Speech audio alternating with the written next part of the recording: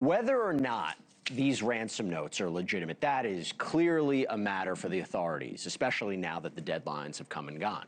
Here's the thing.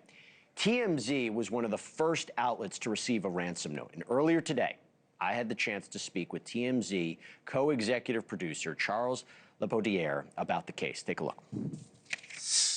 Charles, thank you so much for taking the time. Really appreciate it. I want to start off with the ransom note that TMZ got last week. I'm trying to understand if the instructions are clear, right? I mean, there's this idea of this Bitcoin payment, which is obviously very concerning because there could be a quick transfer. It might not be able to be traced easily. How clear are the instructions on how to pay the money? And also, second part, how can you check to see if the money's been paid? So I will say that the note is very direct. It is very clear exactly what it is that they want. The address, the Bitcoin address, is there. There's nothing there's nothing sketchy about it. It's very clear what it is they want and when they want it, how much they want, and as far as the Bitcoin address, you know, I did not know this. What I did know about Bitcoin is that it is not traceable, right? That once the money goes in there, you can't claw it back unless you have the keys to that Bitcoin address. And obviously only the owner would have that. So once the money goes in, it's gone and you can't trace it. What I didn't realize, and someone in my office who is up on Bitcoin revealed this morning, is that if you have the Bitcoin address, you can see what's in there, you just can't get to it. So we have been checking that Bitcoin address that was in the ransom note. It is a legit Bitcoin address, but there is nothing in it. So we don't know if that means they haven't paid the money. It is also entirely possible that the note on Friday that went to one of the Tucson stations had a different Bitcoin address that has not been revealed, and maybe the money's being paid there. Beyond that, I guess the easiest way to say this is there is no third deadline. There's no next option. The kidnappers said, you have last Thursday at 5 o'clock, pay this amount. If you don't, Monday at 5 o'clock, you got to pay this amount, and then there's no further instructions after that. So it's pretty clear what their intent is and what they're insinuating if that money is not paid. And that's what makes it even more chilling when Savannah posted that message today, just her, asking for the public's help, pleading for the public. If you see something, say something, report it. We need your help. Whenever there's been videos put out by her and her family, people have been pouring through every word. They've been trying to see if there's any coded language.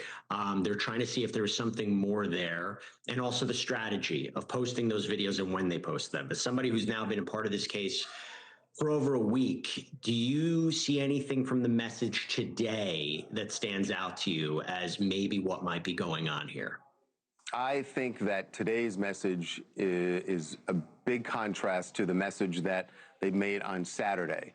The Saturday message, where it was Savannah and her brother and sister, that they were very clearly reading.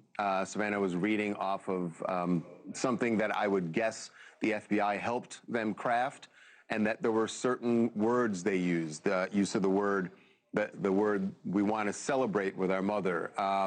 We understand, we received your message and we understand, and she is very valuable to us. We will pay.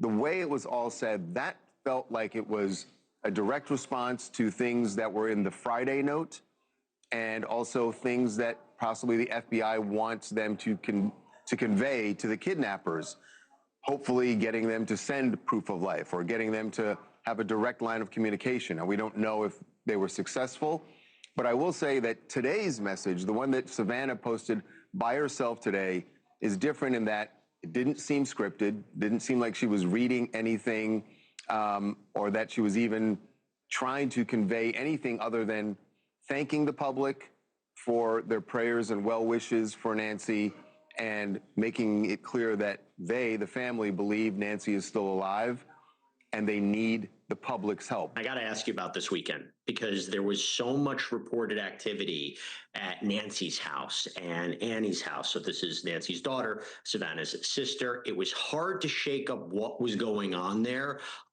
Anything you can read into that? You know, there are, and the last thing I want to do is, fuel any rumors out there, because there have been, certainly there's a lot of theories. And you understand that this happens in cases like this because law enforcement, it's necessary. They need to keep a lot of details close to the vest. And so when they're not putting out information, people, in the absence of actual information from authorities, people start coming up with theories. People in the media, people outside the media, just observers. And, the fact that they went back to Annie's house several times makes people think certain things. But it also, you've heard law enforcement say that we're obviously looking for new evidence, but we're also going back over evidence that we've collected already and trying to go back to areas where we collected it. Did we miss something? So the fact that they're back at Annie's house may not be anything more than, hey, this is someplace where we know we can get some information connected to Nancy. She's probably been in that house several times. It's not far from her home. And so they're just looking for anything that that will possibly lend a clue. Thank you for watching. Subscribe below and download our NewsNation app right now on your phone, and you will get fact-based, unbiased news for all Americans.